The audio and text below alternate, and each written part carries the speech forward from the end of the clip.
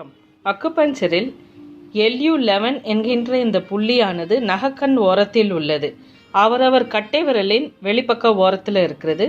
இந்த LU11 அதிகப்படியான தும்மல் அல்லது மூக்கில் நீர் ஒழுகுதல், இல்லை சில நேரத்தில் பார்த்திங்கன்னா மூக்கு அடைச்சிட்டு மூச்சே விட முடியாமல் தூங்க முடியாமல் கஷ்டப்பட்டாலும் எந்த வயசில் இருந்தாலும் சரி, சின்ன குழந்தைலேருந்து பெரியவங்களுக்கு வரைக்கும் இன்னொரு கட்டை விரலை வச்சு நல்லா அழுத்தி பிடிச்சிக்கலாம் அல்லது ப்ரெஷர் கொடுக்கலாம்.